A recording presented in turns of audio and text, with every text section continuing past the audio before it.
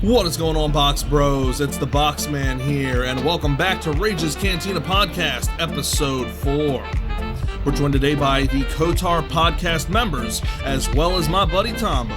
We're going to be talking about the KOTOR remake, our predictions on Andor, and we'll be getting everyone's thoughts and opinions on their favorite KOTOR stuff in general. So stick around for another great Star Wars discussion. Episode 4 of the Rage's Cantina Podcast, voted the #1 best new Star Wars podcast of all time.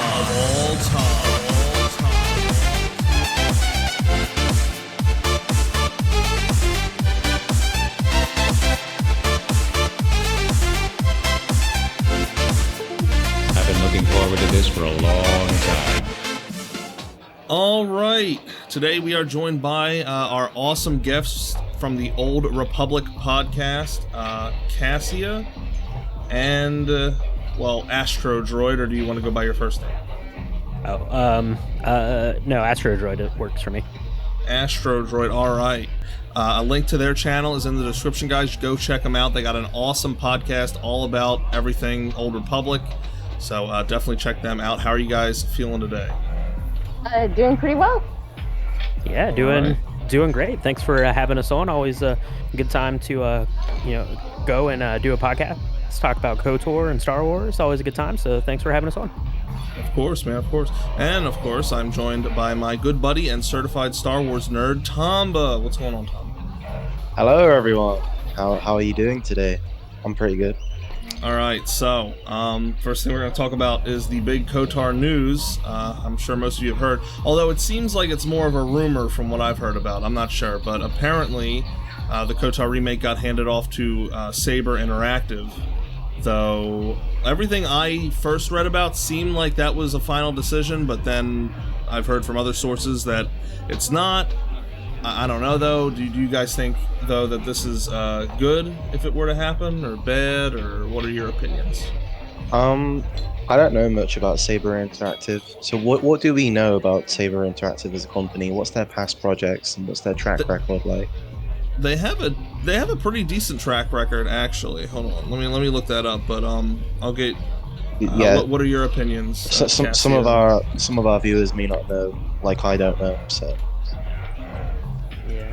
Well, it looked like, from what I'd seen, like Bloomberg was reporting it as officially confirmed that Saber was taking over the project. That was just like 2 days ago that I'd seen that. So maybe that makes it, I guess, mostly official if Bloomberg is reporting that. It looks like Aspyr is one of the game developers that's underneath of Saber's umbrella, so it's still like in the same family, so to speak. So they're just kind of, kicking it up to a little bit bigger company, so that makes sense to me, I think. Yeah. I expect to see some of the same creatives return. I just think what happened is KOTOR 3 is a AAA game, and I think Aspyr is used to ports and kind of smaller games, and I think they did what they could, but this is KOTOR remake, and I just think, like, for the best possible game, it just needed to go to somewhere that handles AAA games more. You said KOTOR 3 at first. I wish it was KOTOR 3. They should just do that, honestly. Yeah, I didn't need to say KOTOR 3, but KOTOR remake. So yeah. That's right. It'll be the third KOTOR, so I guess in a way it's kind of like KOTOR 3. It's kind of like Battlefront and Battlefront 2, and then a Battlefront and Battlefront 2 all over again. But yeah, I think that it makes sense. I think that it's good, and like Cassia was saying, I think that they're probably going to keep a lot of the same creative team, because I think that they had, like, all of the writing jobs were pretty much filled. So I think that they're maybe not going to lose a lot of time. One of the things that we've been saying is they don't think it's going to cause, like, major delays. That's probably why, because I think they'll probably keep a lot of that same kind of core, like, writing team and kind of creative team, like, in place, and they'll just kind of hand off what they've been working on and continue to work with Saber there, maybe. Yeah. And I'm expecting more like solid confirmations in September, fall. Yeah. Like, so, yeah. Well, September, that was supposed to be their next big report, so we'll see. I guess we'll probably get more information then. But I saw somebody's comment that really perturbed me. Got me kind of worried. Let me see if I can find it again. They basically said that they're worried that the whole reason that this is happening. Let me see. Let me read the exact comment. He said he's worried the powers that be wanted the game to deviate significantly from the original Kotar, and that's why it's being taken away from Asper. So, like, basically, he's worried that Asper, like, wasn't doing what they wanted. Like, they don't want the game to be like as much like Kotar. They want it to be like a whole new thing. So that's why they're taking it away. Now, I hope that's not the case. Like, that would really suck. But, you know, so I'm kind of, like, worried about that now. I don't know. Do you guys think that's likely or no? I don't know, because, like, it came out 2003, so I'm fine with some changes. But, I mean, like, that's kind of what we do in our podcast, is we reevaluate, like, this video game from 2003, like, how would it be adapted now into a trilogy, and, like, some things you have to streamline. Like, I don't know, like, I love KOTOR, but there's many ways to KOTOR. I kind of just see stories as like I don't know, like a multiverse, you know? Like, I'm not just married to one version of KOTOR. And also, I mean, you're making a licensed game, a licensed property, so you know, I don't really put that much stock in it that you're trying to make a game, then they're like, no, we want it to be different. Yeah, you can't handle it, because I mean, obviously, those sorts of decisions would have been made long before they spent a year and millions of dollars into making the game. So I don't really put much stock into that. All right. Makes me feel a little bit better. Okay, so next up, we're going to talk about, just briefly, Andor. You know, the trailers are out. I know the show's not out yet, but what were your initial thoughts on the trailer? You think it'll be a good show? All that stuff. I have mixed feelings. Like, okay. Interesting. Because I enjoyed Rogue One, right? I thought it was different, but good. You know, they proved that you don't have to have Jedi and lightsabers in a movie to make a good Star Wars movie, which was good. But I don't know how much you could, like, get out of the story with the main guy. Like, I don't know. It just feels like it feels like they're trying to turn it like an add-on content, like a DLC, into a main thing, and I don't know. I got mixed feelings. I'll wait and see. But from what I saw from the trailer, it's going to be pretty mid-tier from what I've seen. I would like to be pleasantly surprised. I'm getting that feeling too. Yeah, mid-tier. That's what I mean. We got to wait to say it before we really make a judgment.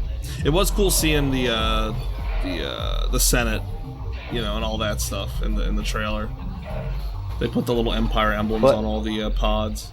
It's nice to see Mon Mothma getting more screen time. There's not a lot of people really know about. Well, you know, when you think of the Senate, you just think of Leia Organa, like, you know, Bail Organa, Padme. You don't think of the others. Mon Mothma was like a real driving force behind the rebellion, so it's nice that she's getting her due. Yeah.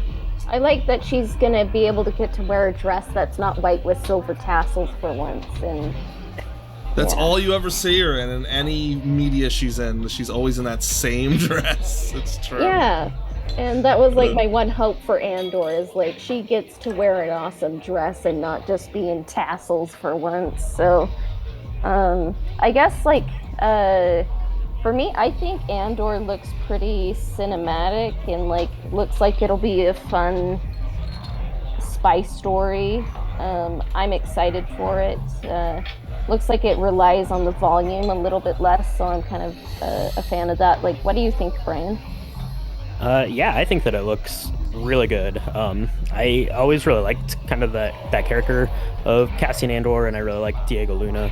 in the way that he portrayed him. I think that he's an interesting character, and I think it's going to be interesting to see kind of someone coming up like through the rebellion, and yeah, just a lot of spy and espionage stuff. And going back to that Disney Investor Day, if you looked at all of the stuff that was announced, this was really high up on my list. This was probably the one that I was looking forward to the most. So I'm very excited about it. I have really high hopes for it. I think it's going to be great.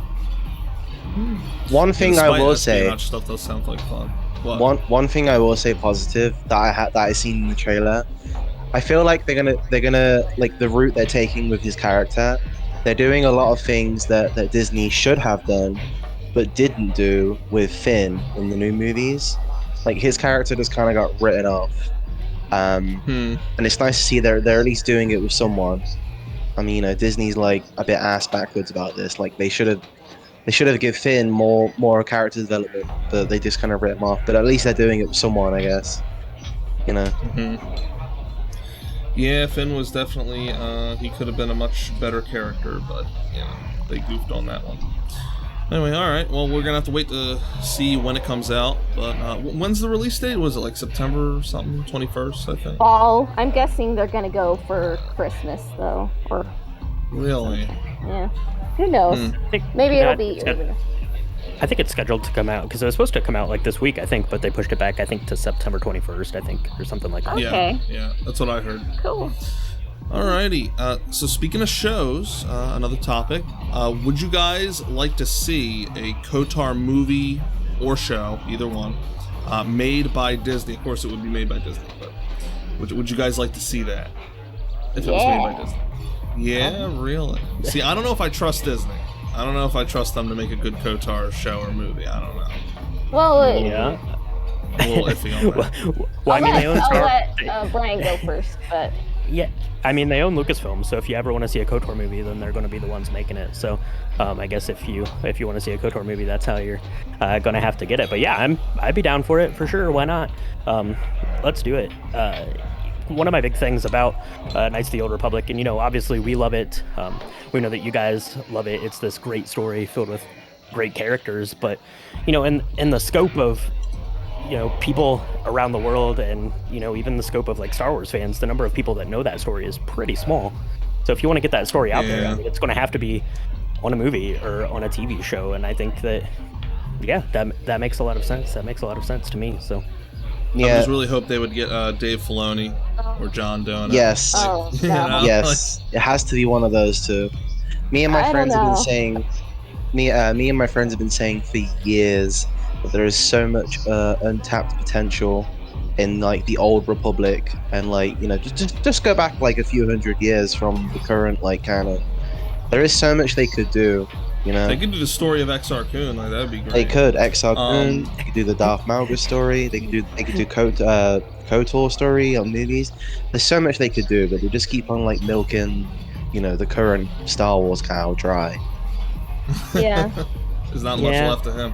But why do you not like Jon Favreau and Dave Filoni? Why don't you think they'd be a good fit? Because one of the reasons I say it. Not only have they made some of the best Star Wars, like Mandalorian and Rebels and all that, post George Lucas, but I'm pretty sure Favreau has been on record saying he likes KOTOR, like he's a fan of it. So, like, you know what I mean? Like, it's interesting. Ahead. It's interesting that you say Filoni and that there's all this ripe potential for a story about Exar Kun. Those stories were told in this thing called Tales of the Jedi, and Filoni's making Tales of the Jedi, but it's going to be about Ahsoka. So I know, yeah. Yeah, I don't want Ahsoka to be in it, so I would rather see some new creatives. Because I don't know, I kind of have some problems with like Mandalorian season 2 and Book of Boba Fett, which they were involved in. I'm not saying like I don't want them to be making Star Wars. I just think Knights of the Old Republic, I don't want a show. I want a trilogy of movies, like a big budget. I want it to look, feel, and sound like Star Wars, but like a different age, I don't want to have like a New Hope remake. I don't want the emphasis to be hallway scenes, and I've noticed hallway scenes. Yeah, House of Luke and and like Vader, like and Darth Right. Maul. But I've noticed like a lot of companies are coming out with like House of the Dragon, Rings of Power. Those are prequels, kind of the medieval world. So I kind of think like Disney, if they want to kind of be competing, like they already have this great story. Like why not like let people see it like in movie form? It's different than a game, but we'll always have the game and we'll have the remake, like I just kind of want to see new Star Wars, like not just like the Mandoverse version of KOTOR. So you really didn't like season 2? I just think it was a bit rushed.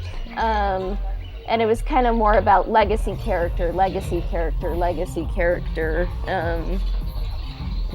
and Ahsoka and all that. I just think like having Luke and Ahsoka not see their first meeting, and it kind of just happens off screen, like that's a mythic moment, and we kind of didn't get to see it. So I agree. Yeah. I like story and characters at the forefront rather than fan service, and that's kind of what makes me more nervous. Like it just seems more like maybe if there's a problem I have with Star Wars right now, it's like they're just so scared of the fans and just wanting to give Reddit what it wants, if that makes sense. So damn, Reddit strikes again. Well, I agree. Star Wars is about the characters. That's what it's always been about, more than anything else. So they do need to go back to the roots. I mean, honestly, a lot of people know this is my opinion. You might not agree with me, but I really don't think it's true Star Wars unless it's George behind it, because he's the mythos holder at the end of the day. So he invented the whole thing. I agree. Really, anything Disney does is technically a Disney fan fiction. But I mean, it's still Star Wars to a degree, and we can still enjoy it, have a good time. I do agree, but I feel like Dave and John are a close second. Like they're not as good. Yeah, but well, they work work directly under George more than anybody, especially Dave. So he was like George's apprentice almost. So I don't know. But let's move on to the next one. But basically, so you guys are all down for a KOTOR movie then? Yeah, trilogy of movies. Yeah, we'll see. Hopefully one day. So what's your favorite, speaking of KOTOR now, let's get into the game. What's your favorite order to visit the planets in the game, KOTOR 1, and why? Feel free to anyone to go first.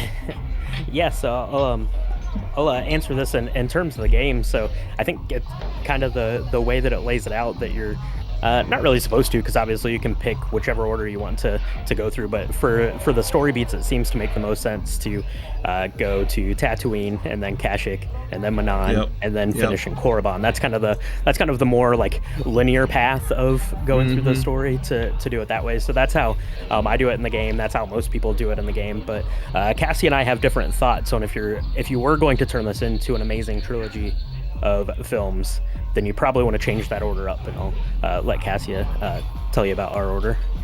Yeah, so in our movie adaptation that is not happening, that we cover in our podcast, like episodes 30 to like 111,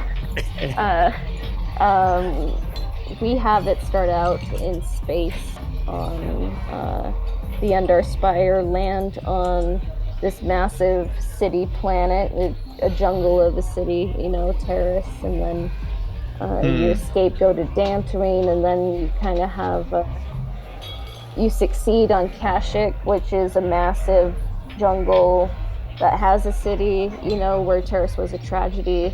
That's movie 1, and then movie 2 starts on Tatooine, goes to Manan, Leviathan. That's another movie, and then it starts on Korriban, and then it goes to Lihan, and then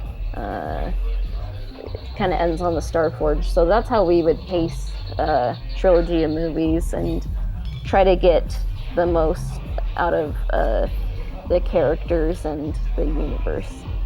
Yeah, that sounds pretty good. So like Kashyyyk first, basically. Yeah. So Yep. so then like Mission and Big Z like kind of resolved, and like they're kind of younger, so they could like stay on Kashyyyk, but join up later if they needed to, and kind of end on a positive note rather than like Bastila's dad died, So. Oh yeah. End credits. End credits. That's right. Yeah. Mm-hmm. Yeah.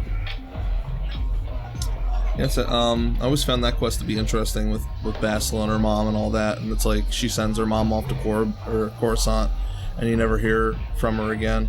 Yeah. And it's like I feel like they could have maybe went into that a bit more in the game. But so my favorite order is the classic, of course, and there's a reason you can switch Kashyyyk and Tatooine. You can, but other than that, it's like you got to do either Tatooine or Kashyyyk first, and one after the other. Because if you don't, then you're not going to get HK or Jolee right like as soon as possible. Yeah. And you need them. So because they're just the best characters in the game. So yeah, so and you definitely need to get Jolee before you go to Manon. So. Yeah. Exactly, because of the Sun request. So it's like, yeah, and Manon's my favorite planet. I would love to go there first. I want to do a playthrough one day just for fun where I go there first just to see what it's like. But yeah, so then Manon, of course, and going to Korriban last is like so poetic with the way a lot of stories go with like going to like being among the enemy. Like for the last act, they do that a lot with like in a lot of shows, like like Avatar: The Last Airbender. You guys ever watch that? Like they do that. They go to the Fire Nation. Right, they go to the Fire Nation and they learn about the enemy and all that. It's the same story arc, and it's so great. It's perfect. You can go there first, though, of course, if you're going like a dark side playthrough. But anyone I've ever seen do a dark side playthrough, they still don't really go to Korriban first. It's kind of weird, but It's weird to go there before the reveal, I think.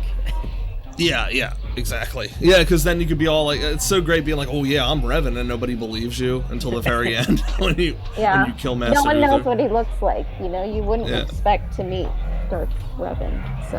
Mm-hmm. It's very convenient that he always had a mask on, isn't it? Yeah. To the story. Yeah. All right. All right.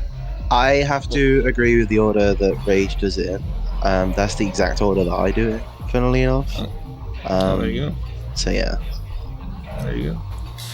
All right, moving on. So top 3 favorite KOTOR quests, or just your top favorite KOTOR quests, any that you can remember. Yeah, for sure. Cassia, go for it. You take the lead here. I'm going to just say my favorite KOTOR quest is Knights of the Old Republic 1, and then Knights of the Old Republic 2, and then I guess never really got KOTOR 3, but I always like Dantooine. I think that's my favorite planet full of quests. You're kind of getting a feel for being a Jedi, and it's just peaceful after Terrace. But what about you, Brian? There's a bunch of quests, obviously, that you can do. Kind of the big standout one for me, and I think a lot of people, is the Sun Retrial. We talked a little bit about that with you, Rage, when you were on our podcast a couple weeks back. That's kind of the highlight. But there's some other ones too that I really like. I like the Rat Ghoul Serum quest, because that one hits you like right away, and it really kind of sets the tone for what kind of game this is going to be, and that you really are getting to make these decisions that have like an impact and are going to affect the way that your light side and dark side meters. So I think that one's kind of interesting. We talked a little bit about it a second ago. It's called, like the Bastila like messenger quest, I think is the name of it, but it's where you meet Bastila's mother, and I think that's not really that interesting of a quest, but I think that bit of story that you get out of it is really interesting, and it really does a lot to kind of flesh out Bastila's character. That takes place on Tatooine. You also get the Worthy of History Tatooine quest, where you take the Dragon Pearl back to the the Tusken Raiders, and you get like that whole like history, which is really awesome. So that one's really cool and really worth doing if you can resist the temptation of putting that Dragon Pearl into your lightsaber and powering up for a little bit of time. But then the best one, of course, is the Trouble with Gizka, which of course is a riff on that Star Trek Trouble with Tribbles thing, because Gizka are pretty cool and adorable, I think. So yeah, the Gizka, yeah. My favorite free quests were, I think it was related to the Rakghoul Serum quest. It's at the end when if you decide to give it to the Doctor in the above city for free. He like really thanks you for it, because you do it, you don't sell it to that other guy, you do it, and it just feels nice. And then the other guy is like really bitter because you gave it. He's like, you could have made money. You blew it. Yeah, you blew it. Yeah, there's that. Yeah. I like the what they called. It's not pod racing. What's it called? Like the swoop racing. Swoop racing. I like the swoop racing because it's just fun. It's different. I wasn't expecting that in that game. But then the funniest quest of all has got to be the in the Undercity. It's that crazy shopkeeper guy. Yeah. You know the one, like the nut job. Oh yeah, it's part of the Rukiel quest. Yeah, you could give him the notes. He's just so like mentally unhinged. It was funny. He just felt all those quests felt very Star Warsy to me. I liked it. Whimsical. So for me, my all-time favorite quest in the whole game is the box. I mean, come on, it's too perfect, right? Oh yeah. You guys remember the box? Yep. It's weird. It's so good though. Like it's that's what's great about it. It's like it's almost out of place, but like in a good way. It's like you get literally sucked into a box, and then you're in this like white void, and there's just a guy, and it's like, what is going on? But it's so good, with all the riddles and everything. And I love those riddles. I still tell people those riddles to this day and see if they can get them. So yeah, that's my favorite quest, hands down. And then my second favorite would be the Sun Retrial, because I mean that quest is amazing. And then the Geno Hardian quest. Is that how you say it, Geno Hardian? How do you guys say it? I don't. Geo Harden, okay, yeah, that whole quest line is freaking phenomenal, even though it gives you major dark side points. But it's like, the quest line is so good that everyone, even if they're on a light side playthrough, will still do it and take the dark side points. Like, that's how good it is. You have to bite the bullet sometimes. And right. Just give in to temptation a little bit every once in a while. I mean, you were duped though. Like, they dupe you. You know, that's the whole point. Like, they trick you into doing it. But, yeah, that's right. All right, and finally, our final topic before we get into some questions for you guys. What is your favorite HK-47 quote? Go. So Cassia and I have the same favorite HK-47 quote, so I'm going to let her read it. But I will say that I just love every time HK says basically anything, because I like the way that he frames it. Observation, sarcastic expression. Just kind of the way that he talks and the timbre of his voice and stuff are great. But our favorite is the HK-47 love quote. What is it, Cassia? Do you have it written down there? I am Googling it right now as we speak. Definition. Love is making a shot to the knees of a target 120 kilometers away using an Aerotech sniper rifle with a trilight scope. Statement. This definition, I am told, is subject to interpretation. Obviously, love is a matter of odds. Not many meatbags could make such a shot, and strangely enough, not many meatbags would derive love from it.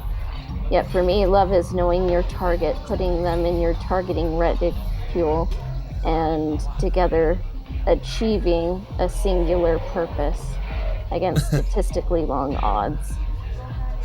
It's great, man. I love. This is what I'm saying. Like when they do the KOTOR remake, it's like they gotta have all these quotes intact because they're just so great.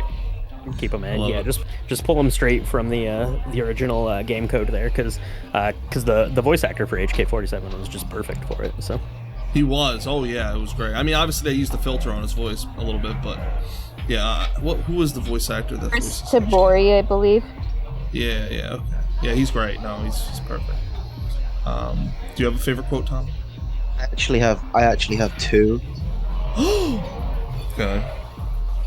I didn't expect two. They're just so funny. One's when he's like impersonating Carth, and he says mockery. He says mockery. Oh, master, I do not trust you. I cannot trust you or anyone ever else again. Because this is so funny. Because it's just so. Isn't true. that in KOTOR 2? I think that's in KOTOR 2. He does that. Oh well. Yeah. I think. Well, either way, KOTOR 1 or 2 is fine. But It's an HK quote. Yeah. And then the other one is after the pacifist package is uninstalled. He says, that was a close one. I almost surrendered completely to peace and pacifism. How repugnant. My favorite quote is kind of a poetic one. It's when he says, I am like a veritable fable, warning against the karma caused by murdering others. A morality tale, if you will. What utter irony. It's so good. No, but it's like so symbolic though. Like it's not even like he's wrong. Like it's literally it because all he is an assassin droid. Yeah. So it's like his only purpose is to like kill others. So, but anyway, yeah, HK, he's the best. He better be left untouched in the remake. That's all I got to say. But all right. So let's see. Time for some questions. Are you guys ready? Yeah. Yeah. All right. So, let's talk about the audio drama you guys are doing. I'm very much looking forward to it. Yeah. You want to get into a little bit? It's just it's a story I've kind of had in my head for a while. It kind of covers it starts with the strike team and kind of ends kind of like when Revan's on Korriban, and it kind of is a triptych and looks into the characters of Malak, the Jedi Council when they reprogram Revan's identity, and Bastila. So it's fun, and yeah. Did you have anything to say about it, Brian? No, I was just gonna say that this is mostly this is by and large it's all coming from Cassia. This was kind of her project that she wanted to do. So yeah, just encouraging her to get it put together and get it out into the world, and I'm kind of help her behind the scenes a little bit if she just has some ideas or wants to talk kind of some ideas over. I'm here, but yeah, this is largely Cassia's doing here. I'm pretty excited about it, and what I've seen from it so far is exciting, and I think people are going to really like it. So yeah, just excited for her to get it out into the world. It's really awesome. I'm looking forward to it. So, do you guys have any kind of release date? When the first episode will be ready? It should probably be ready before the end of the year. Okay.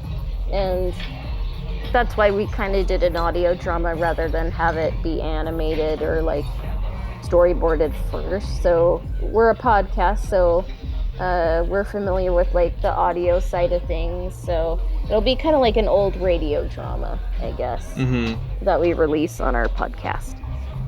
It's cool. Yeah. All right. So now, have you guys seen any of my KOTOR work yet, the Let's Play? And if so, what do you guys think? So I've watched. Oh, go ahead, Cassia.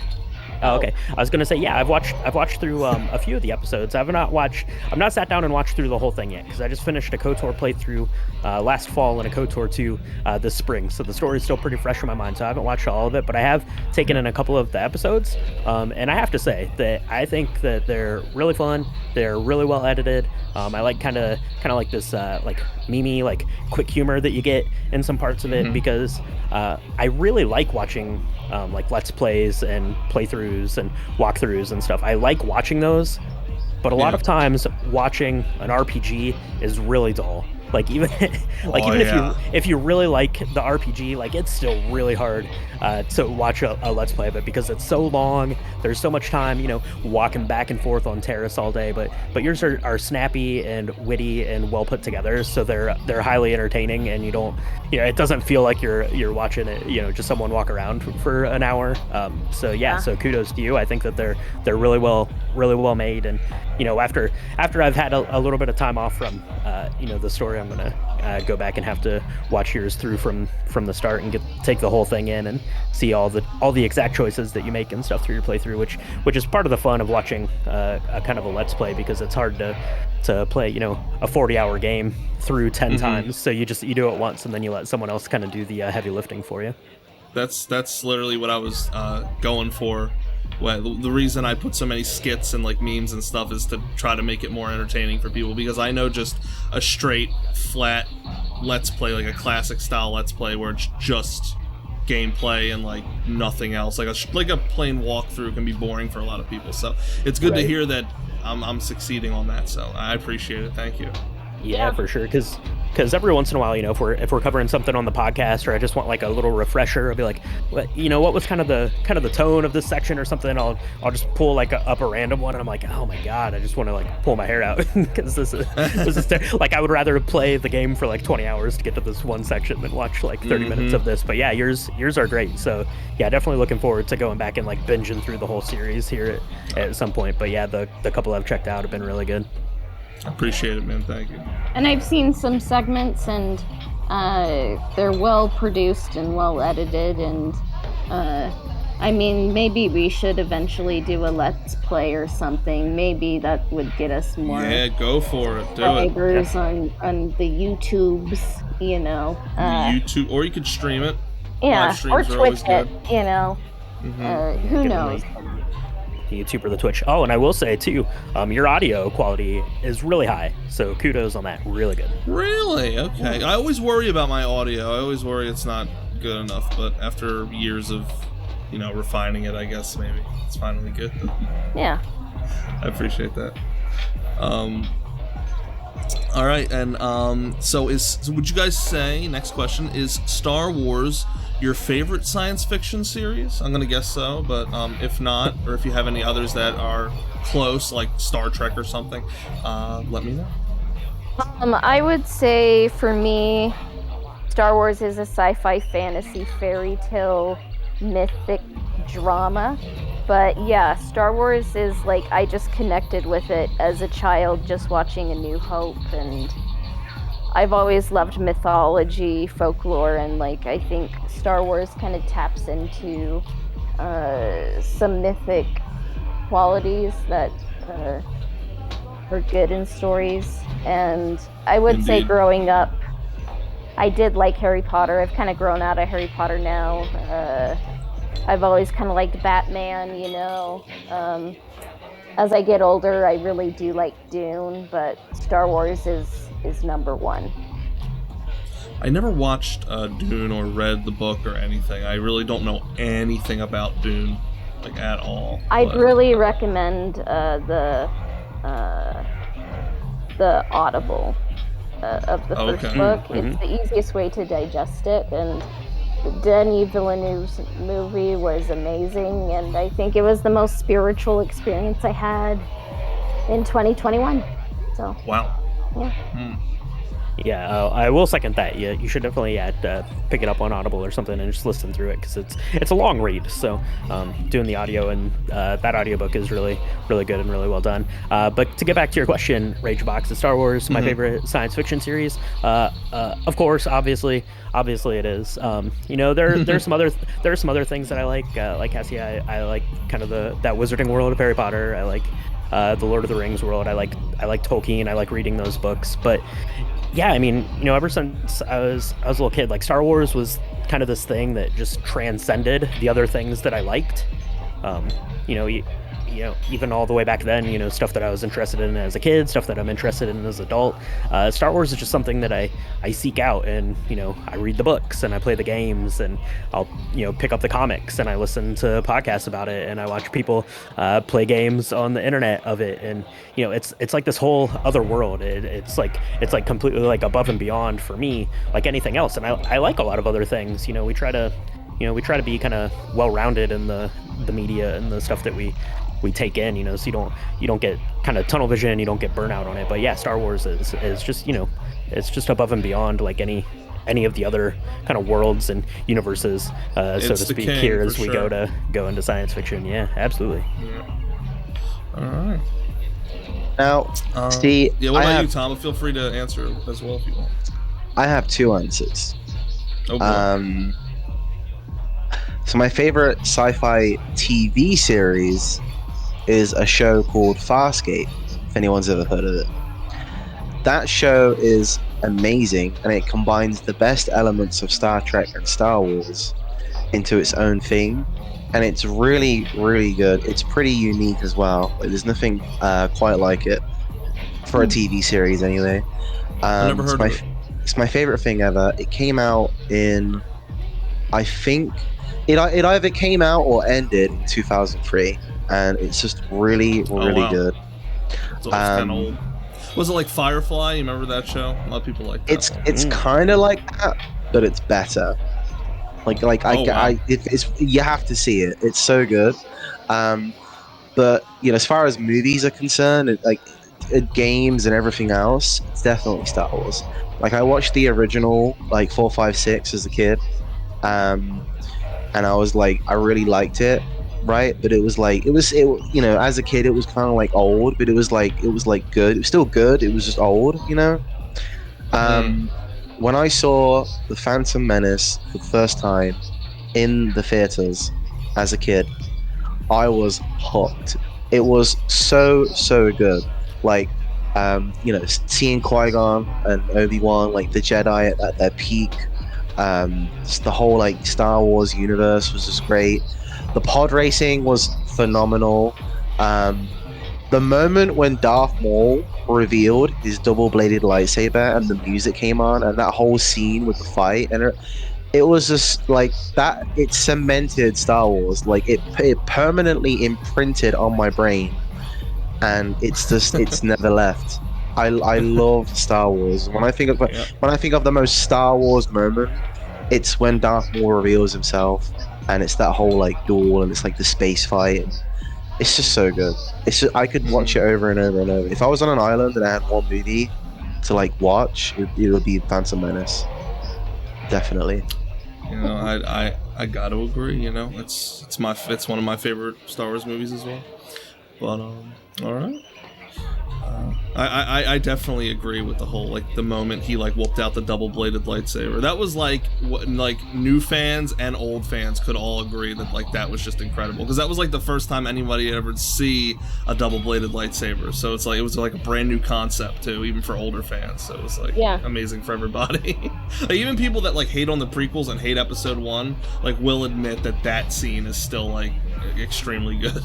Yeah. And I gotta say, someone who does not get enough credit, someone who's constantly overlooked, not constantly overlooked, but John Williams is so good. He makes the Star Wars movies so good. With that scene was so much more better with the music and the way he did it, and oh man, he's like a god. Yeah. He's like a musical god. Well, you see, Star Wars is supposed to be a space opera. Right, so without him and that music, it's really it's not the same. So that's a big part of it. All right, time for the last question. Now, if you guys could change one thing about KOTOR, be it gameplay or story, what would it be? I guess. Sorry, I had a bit of a delay. I'll let you go first, Brian. Sorry. Okay. So if I was going to make one change to KOTOR, for me it would be the combat system. For sure. Now, I don't have any problem with the combat system myself. It felt fine back in 2003 when I was playing it for the first time. But if you see anyone have anything negative to say about the game, or if you see people now that are picking it up because people like us have been going on and on for the last 20 years about how great this game is and how great the story is, they turn it on and they're like, what is this combat? I can't get over this. I can't get past this. Not for me. I think especially younger generation now of people that are coming into video games and doing it, I think it's just a barrier to entry. I think that the combat system is fine for what it is. It's actually really good for what it is, but I think that it's like a hurdle that doesn't necessarily need to be there now in the year 2022. So if I was making a change to KOTOR, it would be the combat system. Now, what would you change it to? Like, would you change it to a more traditional action turn-based style, like Dragon Age Inquisition? Or because that's what I would do, or would you make it like full on live action, like God of War or something like that? Me personally, if it was just if I could make like the game that only I was going to play, I would just take the combat out of it at all and just walk around and talk to people. Like I don't have any interest in fighting. But if I was making it for the general masses, I would maybe make it some sort of. I mean, you can still keep like kind of the turn-based elements to it a little bit, but I mean, it has to be a little bit more free-flowing, where you feel like you're maybe a little bit more in control of what the character is doing on the screen. Not full on like a Jedi Fallen Order sort of a style, but some kind of hybrid of that. Yeah. I think it just needs like modernized. We always say, if this kind of comes up on our podcast, I always throw it back to like the Final Fantasy VII remake, where you can play it as the turn-based, which actually I would really like if it was actually like full-blown like turn-based, like the original Final Fantasy VII. But some kind of hybrid where you're moving around and still interacting with that. But I think just you can pause during the combat and all that too. Still, like. Yeah, I think just freshening up the combat, I think, would just make it way more accessible for people to get into, and to get that story. And that throws it way back to that first question, whether we would want Disney to do a live action storytelling, a TV show or a movie about it. And yeah, because I just want as many eyes to get on the story and onto these characters as possible. And I think that's probably the easiest way to do it in terms of making a change to the game. I guess I love KOTOR so much, I would want it to be a trilogy of movies, and I think just giving depth to like a lot of the characters. Like, I just love it when things are cinematic, and like also I think that Bastila could get more due, because I have a dog scratching at my door in case you're like, oh no, is she gonna be eaten alive? It's a dog, so probably not, but maybe let me just... As long as it's a friendly dog. As long as it's a friendly dog. Let me just take care of that, and then I'll answer 1 second. Okay. Shall I answer while she's doing that? Yeah, go ahead. I would make 2 changes. I know you said 1, but I would make 2, because I can't pick 1. I would want more space battles, because I love starfighter fights or battles in any Star Wars game. I love them. I feel like that's like a good half of Star Wars is starfighting for me. It's not just like Jedi and Force powers and whatnot. It's like space battles. Like I love that. I love the intense space battles, and then you kill them, and then like you blast off into hyperspace. I love that. That's like really Star Wars for me. And then the other thing I would change, to kind of expand on what Astro said, I would change the gameplay, the way the combat system works. But I would okay, if it was just for me, I would make it completely the same as the first Force Unleashed game, because I love that game. It's my favorite Star Wars game, Force Unleashed, and I would make it entirely like that. Now, I know that a lot of KOTOR fans wouldn't like that, so I feel like a good compromise would be something like the Force Unleashed system, but also like the Mass Effect system. So instead of turn-based, you would have a power wheel, right? Which, when you activate the power wheel, the game essentially pauses, and you can like think through what you're gonna do. It'd be like a combination of like power wheel from Mass Effect and like the combat from Force Unleashed. That's how I would do it as a compromise, because then it's not turn-based, but you can still pause and plan out your attacks and whatnot.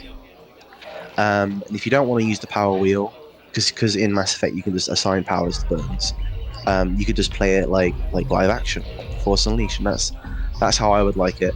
I feel like I would enjoy the game so much more if it was like that, but that doesn't mean that I don't enjoy the game. It's just, every game's different. I still enjoy the game. It's just everyone's got a personal preference, and that would be mine. I wouldn't change anything else though.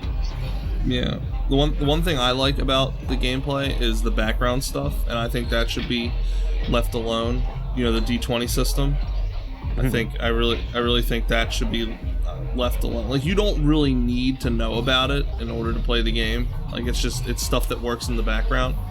But it's like, if you do get into it, which is like an extra step, then you can like really, I don't know, like you can really like unlock your full potential in the game. Like, if you really understand how the D20 system works and all the roles and stuff.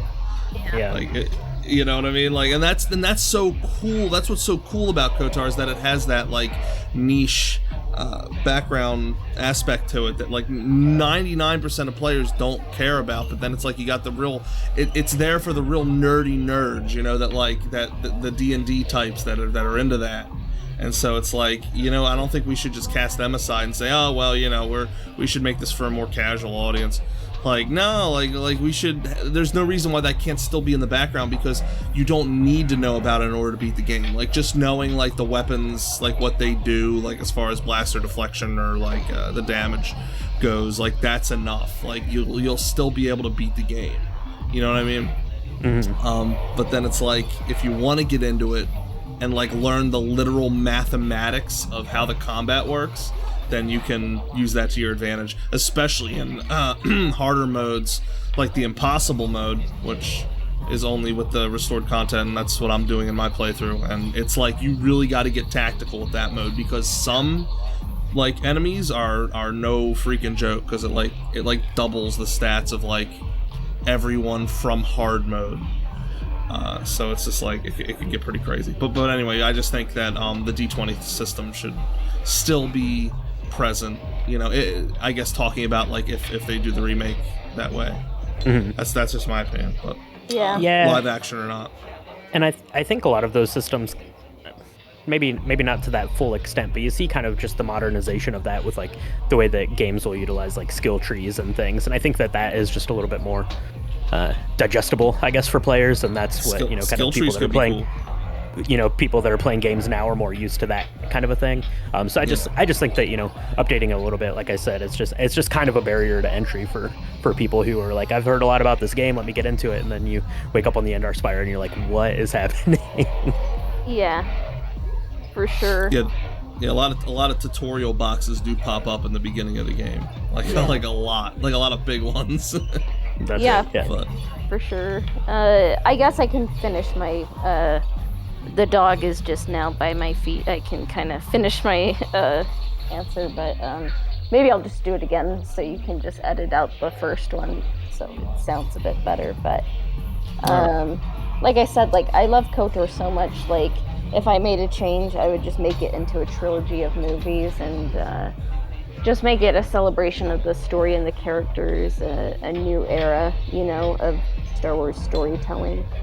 And I think, like, if you've seen Dune, you kind of see how, like, Lady Jessica kind of makes all of the story of Dune possible. And, like, I think that's kind of like what Bastila does, too, is, like, she made the choice that made, really, the KOTOR series possible.